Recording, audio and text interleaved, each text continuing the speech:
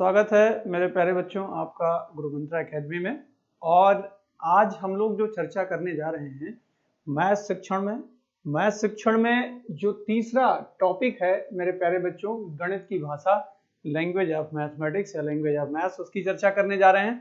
तो सबसे पहला ये सवाल कि जो गणित की भाषा है वो कैसी होनी चाहिए, ध्यान दीजिएगा, इसमें कहीं हमने मेंशन नहीं किया है मेरे प्यारे बच्चों।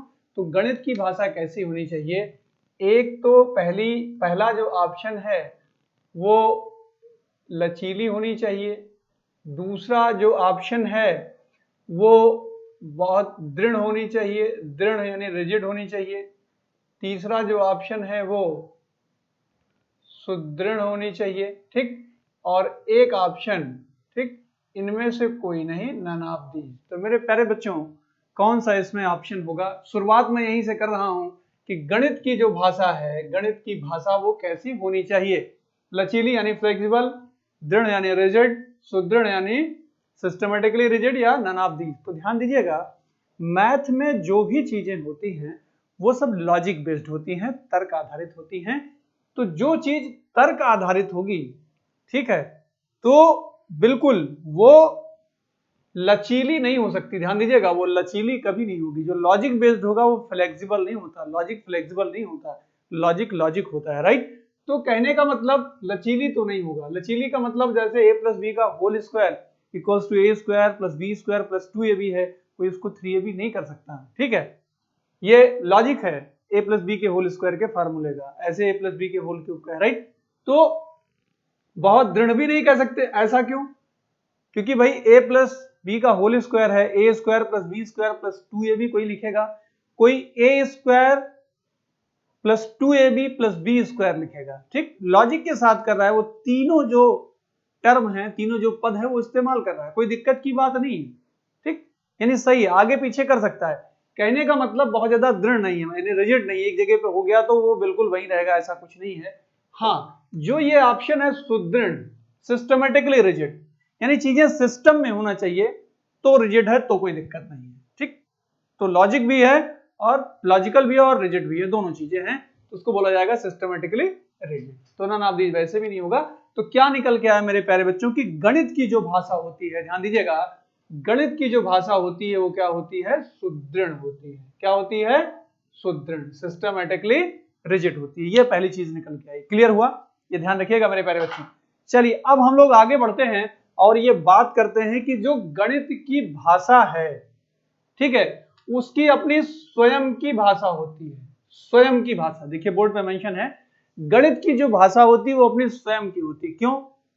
क्योंकि मैथ के अपने कंसेप्ट होते हैं, यानी अपना उसका प्रत्यय होता है, सूत्र होते हैं, उसका अपना फार्मूला होता है, उसके अपने सिद्धांत होते हैं, प्रिंसिपल्स, ठीक, पाइथागोरस का प्रिंसिपल ले लो, नियम होते हैं, रूल्स होते हैं, रूल्स रेगुलेशंस होते हैं, और सिंबल्स होते हैं, राइट।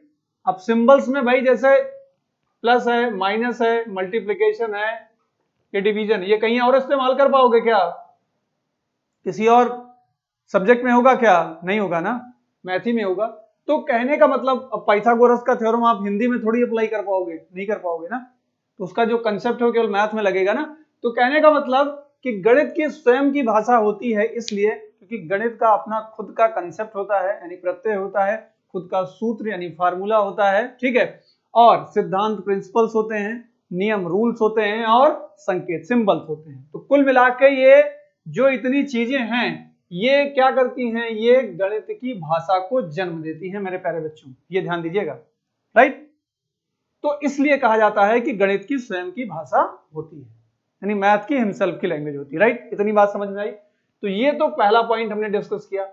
अब मैथ जो है कम्युनिकेशन का मीडियम माना जाता है, गणित क्या माना जाता है? ये माना जाता है संप्रेषण का एक साधन।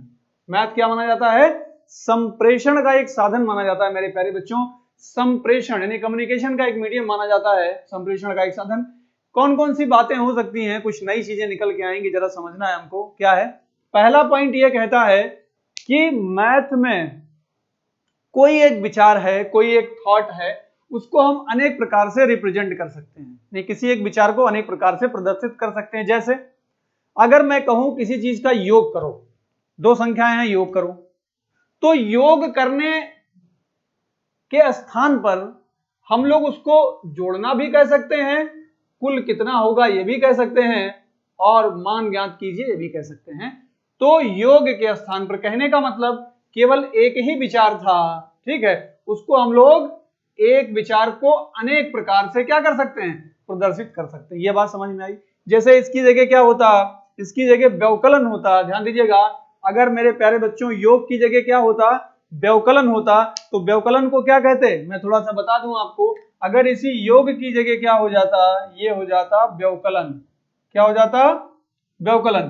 तो व्यवकलन को क्या कहते हैं, व्यवकलन को कहते घटाना।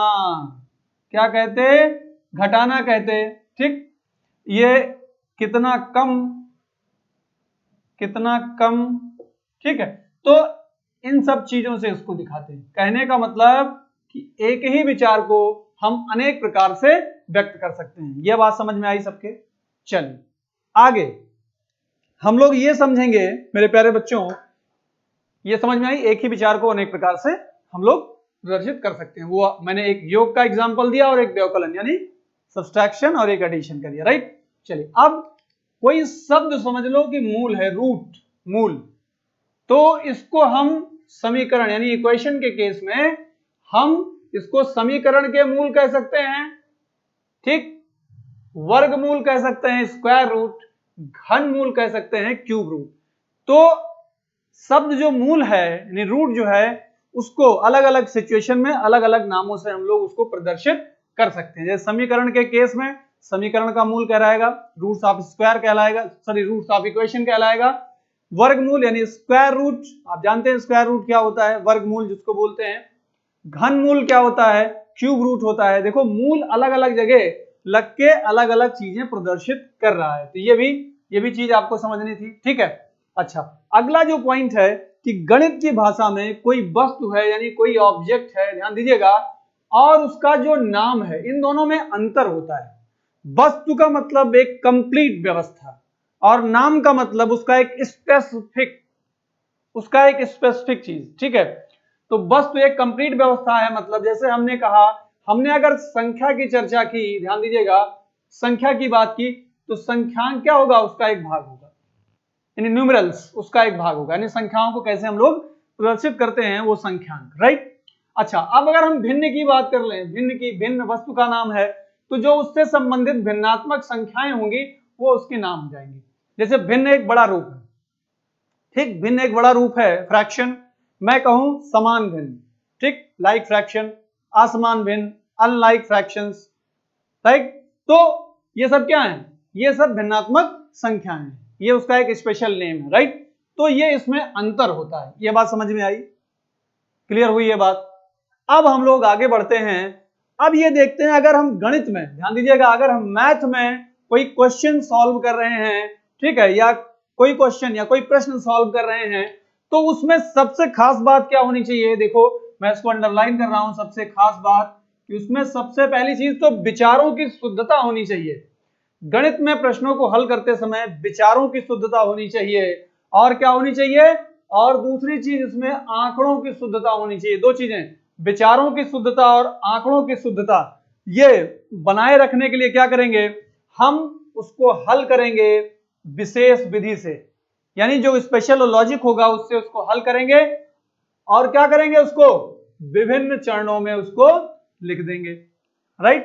फिर से समझिएगा, मैथ में अगर किसी क्वेश्चन को सॉल्व कर रहे हैं तो उसमें जो लॉजिक है यानी जो विचारों की शुद्धता है वो, और जो डेटा की एक्यूरेसी है, जो आंकड़ों की शुद्धता है वो, उसको मेंटेन करने के लिए आपको उसको विशेष विधि से यानी स्पेशल मेथड से सॉल्व करना होगा, और डिफरेंट स्टेप्स में, राइट। तो ये पॉइंट इंपॉर्टेंट है, ध्यान दीजिएगा, ये पॉइंट इंपॉर्टेंट है, इसको आप लोग ध्यान रखेंगे, ये पॉइंट इंपॉर्टेंट है, राइट।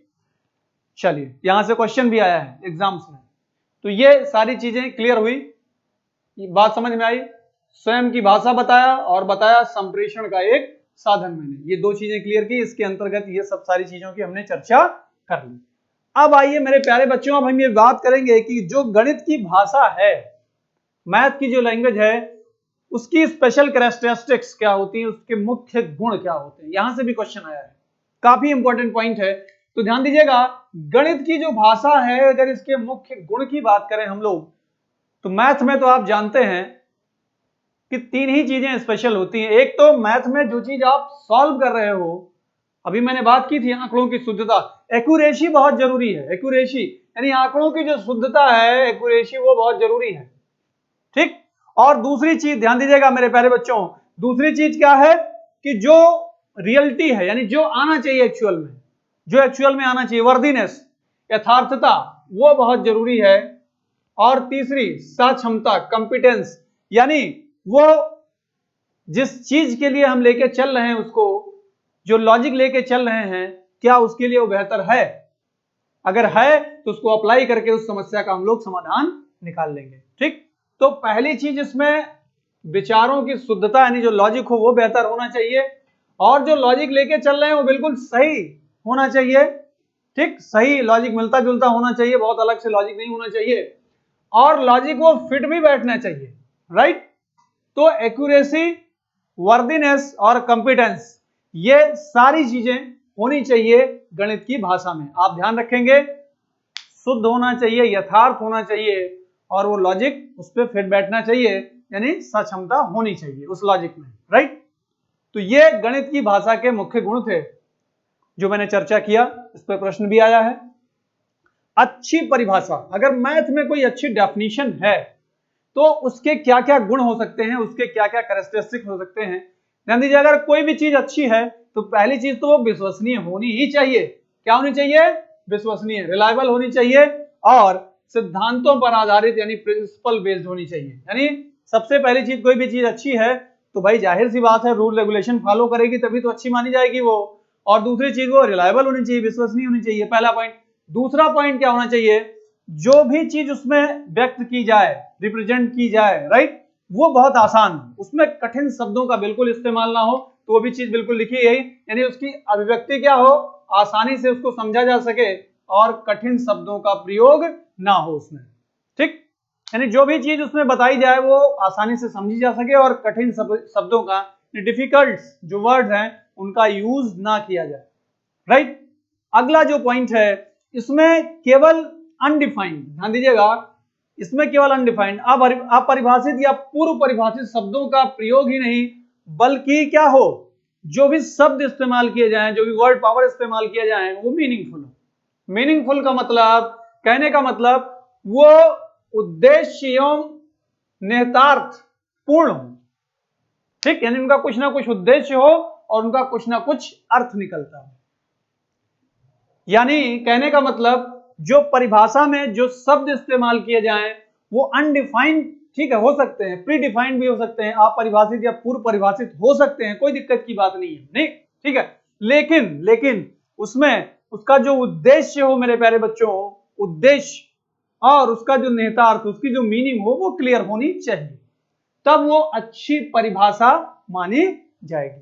पहला पॉइंट मैंने बताया, विश्वसनीय होनी चाहिए, सिद्धांतों पर आधारित। दूसरा मैंने क्लियर किया कि जो भी चीज उसमें बताई गई हो वो आसानी से आप समझ सके, कठिन शब्दों का इस्तेमाल कम से कम हो। और जो आखिरी पॉइंट है, उसमें जो भी वर्ड पावर, जो भी शब्द इस्तेमाल किए हो, भले वो अपरिभाषित हो, पूर्व परिभाषित हो, ठीक है, तो उसमें क्या करना है, उसमें जो भी शब्द इस्तेमाल हो उसका कुछ ना कुछ ऑब्जेक्टिव और कुछ ना कुछ मीनिंग जरूर हो, तब वो अच्छी डेफिनेशन मानी जाएगी, राइट। ये बात क्लियर हुई। चलिए अब आगे बढ़ते हैं मेरे प्यारे बच्चों। गणित को एक भाषा के रूप में देखना है हमको। गणित को एक भाषा के रूप में कैसे हम बता पाएंगे, ठीक हो। तो गणित में आप देखिए, मैथ में क्या होता है, एक भाषा के रूप में, हमने स्टार्टिंग में थोड़ी चर्चा की थी, गणित को एक भाषा के रूप में अगर हमको देखना है मेरे प्यारे बच्चों, तो मैथ में क्या होता है, भिन्न प्रकार के जो चिन्ह होते हैं, सिंबल्स, और जो नियम होते हैं, इसके द्वारा समझना होता है मैथ में, ठीक है। तो इसलिए कहा जाता है कि मैथ क्या एक भाषा के रूप में है। क्यों? क्योंकि भाषा के माध्यम से ही चिन्ह और नियम को हम समझ सकते हैं। तो ये इसके बिहार पर हम कह सकते हैं कि गणित एक भाषा है, क्योंकि चिन्ह और नियम तो भाई चीजें शब्दों से मिलकर ही तो बनी होंगी, ठीक है, यानी भाषा के रूप में ही तो होगी।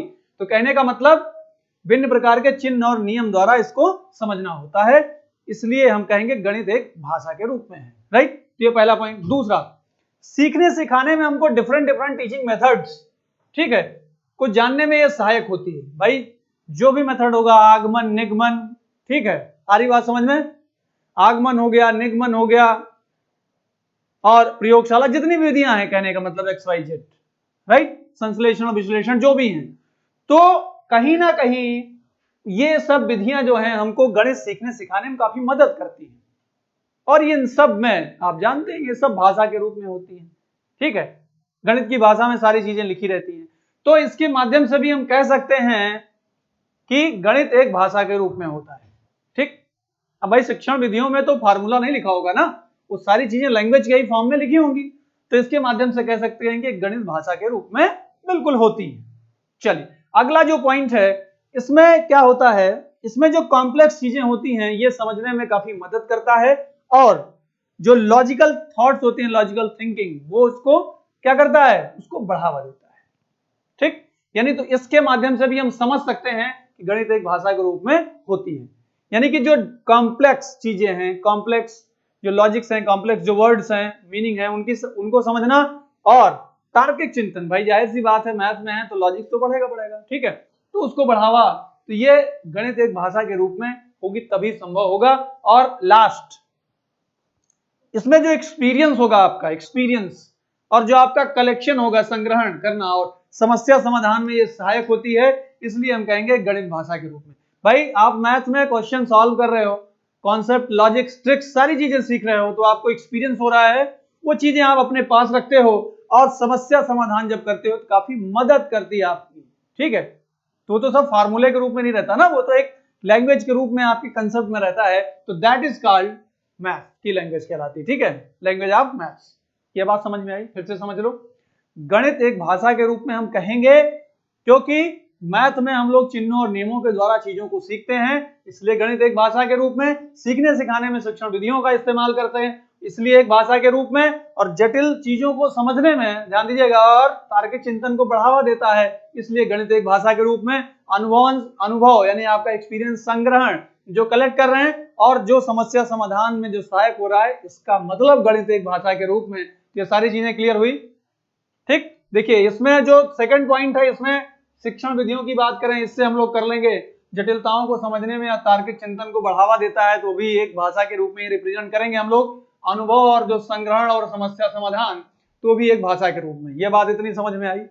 चलिए अब जो सबसे इंपॉर्टेंट पॉइंट है, जो सीटेट में पूछा गया है, डायरेक्ट सीटेट में, डायरेक्ट यूपी टेट में भी एक बार पूछा गया था, लेकिन सीटेट में डायरेक्ट यही क्वेश्चन था कि अगर गणितीय भाषा में निपुणता प्राप्त करनी है, यानी एक्सपर्टीज अगर लाना है मैथ के लैंग्वेज में, तो कौन कौन सी स्टेजेस हैं, कहां कहां से आप गुजरोगे, राइट।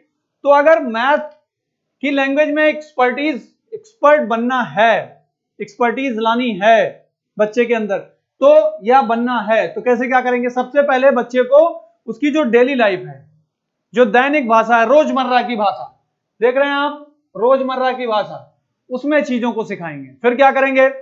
फिर उसको जो सिचुएशन होगी, उस सिचुएशन में मैथ्स का धीरे धीरे इन्वॉल्वमेंट देंगे, यानी मैथ को धीरे धीरे उस सिचुएशन में लाएंगे, ठीक, यानी गणितीयकरण स्थिति भाषा। फिर क्या करेंगे?